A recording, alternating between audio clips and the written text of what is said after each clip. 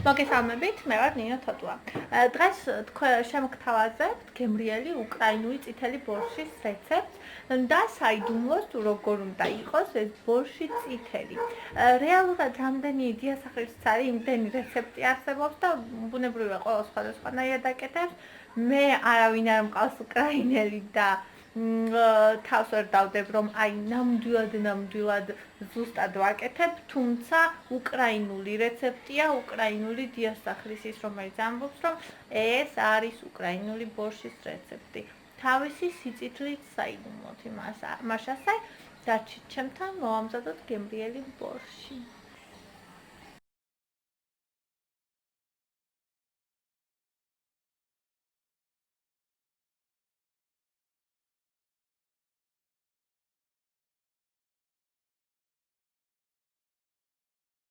ეს არის ინგრედიენტები, რომელიც ჩვენ დაგვჭირდება ბორშისთვის.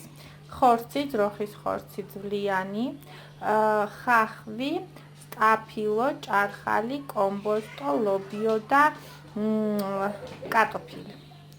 ასევე ტომატ პასტა. ახლა გადავიდეთ მომზადების პროცესზე. მოვშუშოთ ხახვი საკმაოდ ცოტა ოდენობის ზეთში, შეწითლებამდე, არა ძალიან რომ დაიბრაწოს, არამედ უბრალოდ შეწითლებამდე. ხახვს შუშის პროცესში მოვაყაროთ მარილი და სხვა სუნელები. საერთოდ უკრაინელები სვანურ მარილს არ ხმარობენ ალბათ, მაგრამ მე მიყვარს, ამიტომ სვანურ მარილსაც დავუმატებ. ხახვს სწორედ შუშის პროცესში თუ მოაყრით სუნელებს, ძალიან გაუჩნდება და ძალიან კარგ გემოს ნიშნავს. აი ხედავთ, ძალიან ცოტა აქვს ზეთი, ეს იმიტომ რომ ცხიმიანია თვითონ ხორციც და თუ ბევრი ცხიმი ექნება ხახვს მოშუშვის დროს, უკვე ისეთი მდგომარეობა იქნება, რომ ზემოდან მოხადოთ ზეთები ბორშს, მე კიდე ამდენი ცხიმი არ მიყვარს.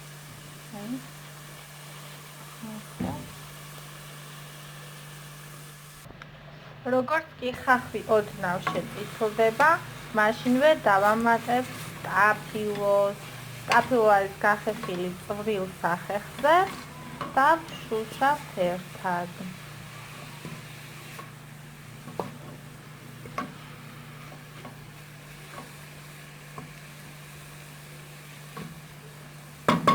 რამდენიმე წუთის განმავლობაში.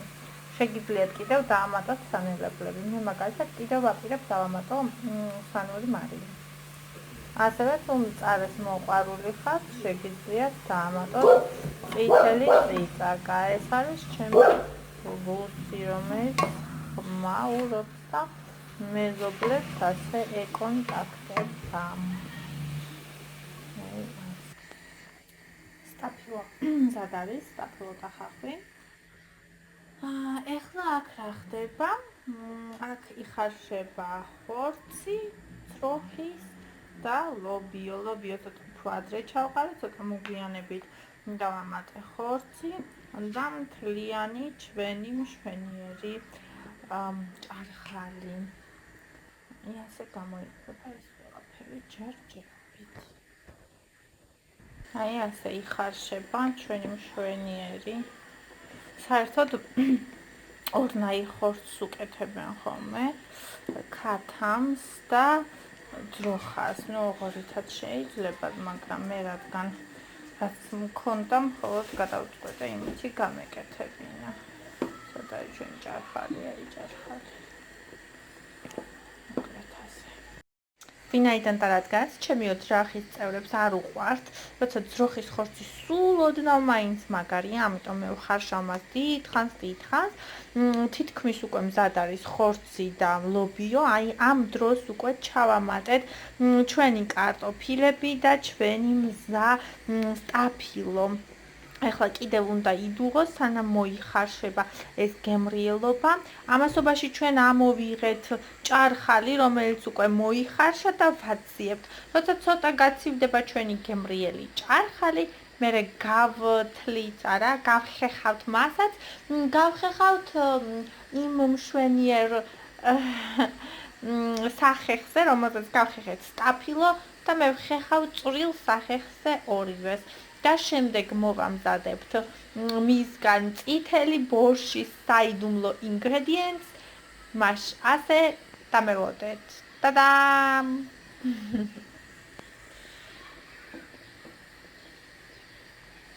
ასე ჩვენი სიწითლის საიდუმლო გახეხილი გემრიელი ჭარხალი, ეს არის პატარა წვრილ სახეხზე გახეხილი და აქვს მხოლოდ და მხოლოდ ერთი სუფრის კობზი ზეთი, დანარჩენი წვენი გაუშვათ თვითონ. ახლა ეს წვენი ნელ-ნელა უნდა იმას ქნას აორთქლდეს და ეს წვენი რომ აორთქლდება თანდათან, ამის შემდეგ უნდა დავამატოთ ტომატ პასტა და თუ დაჭირდა მცირე ოდენობით. აი, ეს არის ჩვენი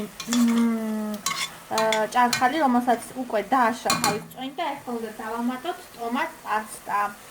აი, ეს ერთი და ეს ორი. ახლა აბურებთ და ვნახავთ, თუ არ იყოფა, კიდევ დავამატებ ერთ კოვს. აი, ეს არის მთელი საიდუმლო უკრაინული წითელი ბორშის სიწითლის. დავამატებ ცოტას კიდევ. ცოტას არა, ბევრს.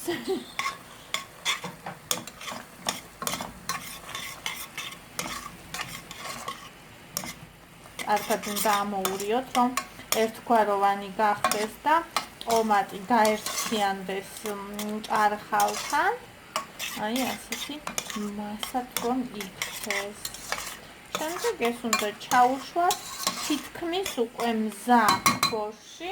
ახლა დავამატებ ცოტა წყალს. სულოდნავ.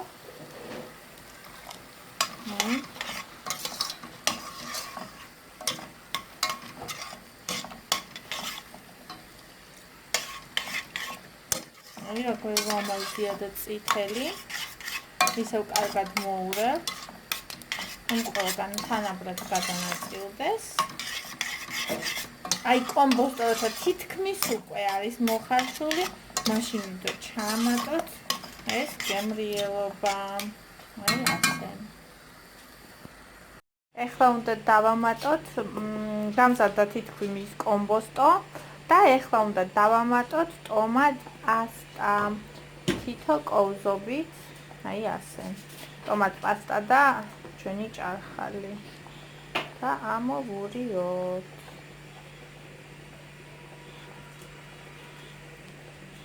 ხედავთ, ფერი როგორ ეცვლება უკვე.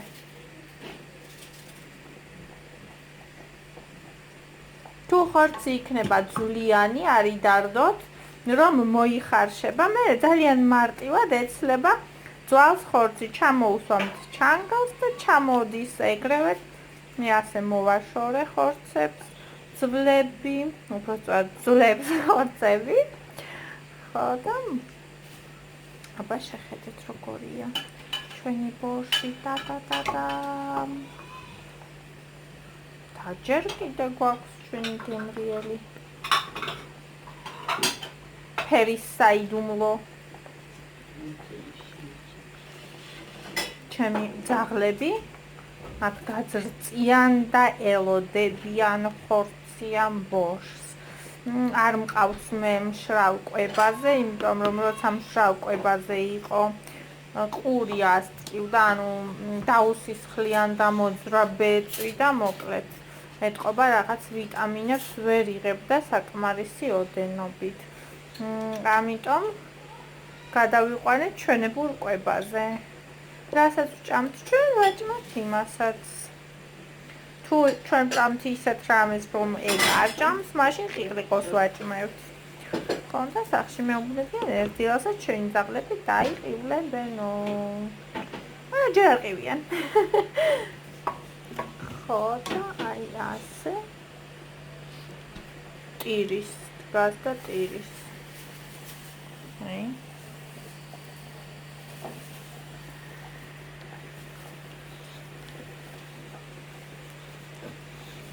გარეთ ისე კარგად წვიმს, მე რომ მიყვარს.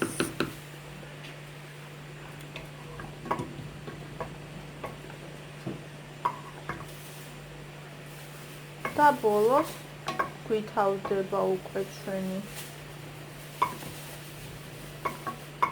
სიტიტლის საიდუმლო. ჩვენი ბორში გაწითლდა ნელა. და საბოლოო სახეს იღებს თანდათან. ისე დუხს, რომ შეიბოლა მთელი კამერა.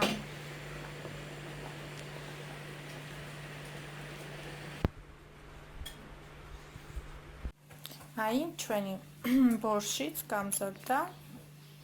აი, ასე გამოიყურება. ასე. ძალიან გემრიელი საოცარი სუნი აქვს. გამოიყურება სუპერ. და ერთი სული აქვს ყველას ოჯახში.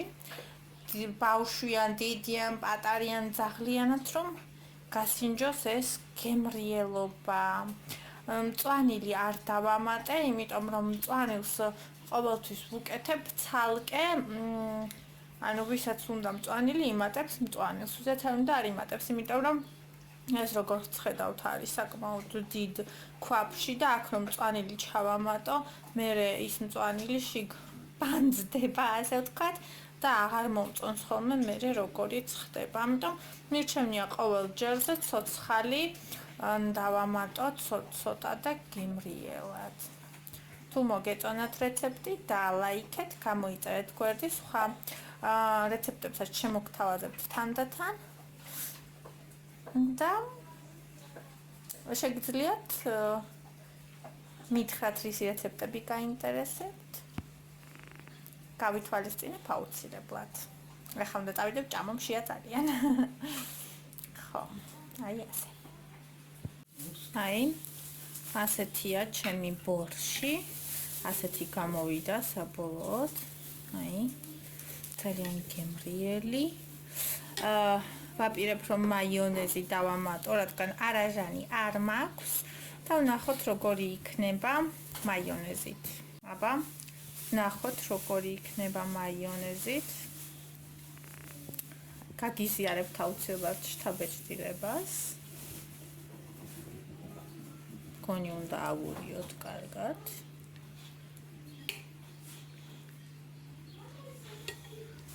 კარგად რატომ არ იხსნება, არადა ძალიან სხელია, ხა ამოვიდე, ნახე.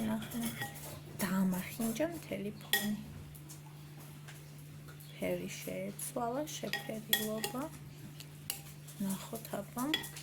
გული მიგრძნობს, რომ ძალიან გემრიელი უნდა იყოს ასეთიც. მე და ჩემი ბორში დავჭით მარტო ერთმანეთთან. ახლა უნდა შევჭამო. არის ძალიან ცხელი, მაზდის ორთქლი. და მაგ ძალიან გემრიელი.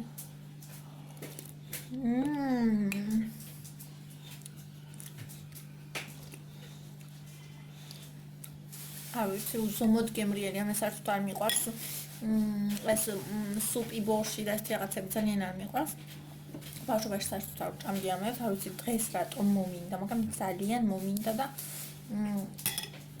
ამიტომ გადაუწყვიტე გამეკეთებინა. მიხედავ ნაჭრებად დამიჭრია ხორცი, რომ ამას მე მგონი პირში ვერ ჩავიდებ ყოველ შემთხვევაში თქვენს თვალწინ, მოიცა. ვეძებ პატარა ნაჭერს იქნება ვიპოვო, მაგრამ ვერა.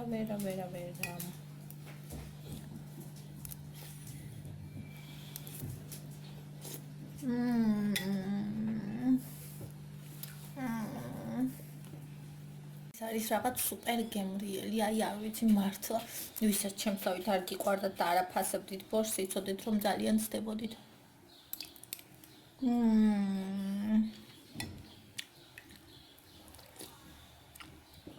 მე მგონი პულით მოუხდება, ხო?